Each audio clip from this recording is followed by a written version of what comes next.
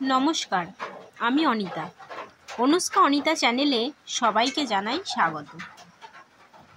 আজকে আমি যে বিষয়ে আলোচনা করব সেটা হলো পৃথিবীর অভ্যন্তরভাগের শেষ স্তর কেন্দ্রমণ্ডল সম্পর্কে।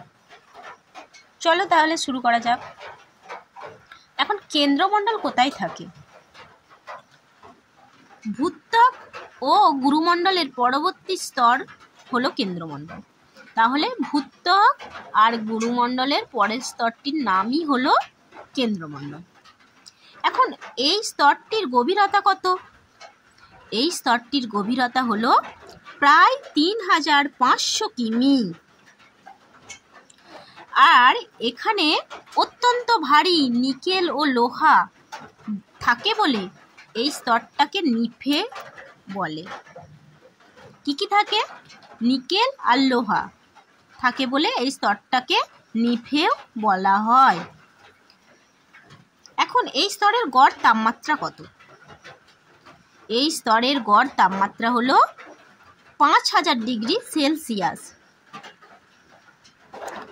আর এই স্তরের ঘনত্ব কত? এই স্তরের ঘনত্ব হলো ৯.১ থেকে ১৩.১ গ্রাম পার ঘন সেমি। আবার এই কেন্দ্রমণ্ডলকে দুটো ভাগে ভাগ করা হয়েছে। একটার নাম হলো অন্তঃকেন্দ্রমণ্ডল আর একটা বহিঃকেন্দ্রমণ্ডল।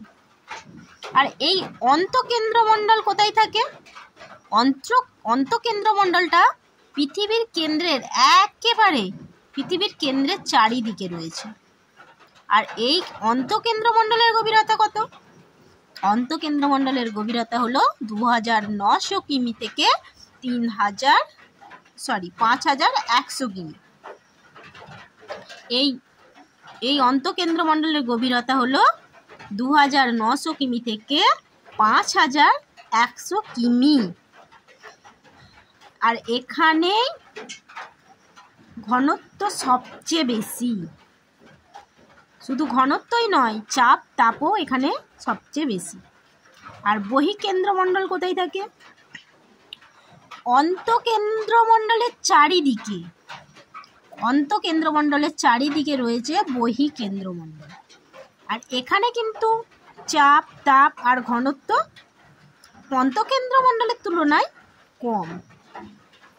নমস্কার, ভিডিওটা ভালো লাগলে অবশ্যই লাইক ও কমেন্ট করে জানাবেন আর চ্যানেলটিকে সাবস্ক্রাইব করে দেবেন, যাতে আমার ভিডিওগুলি খুব তাড়াতাড়ি আপনাদের কাছে পৌঁছে যায়।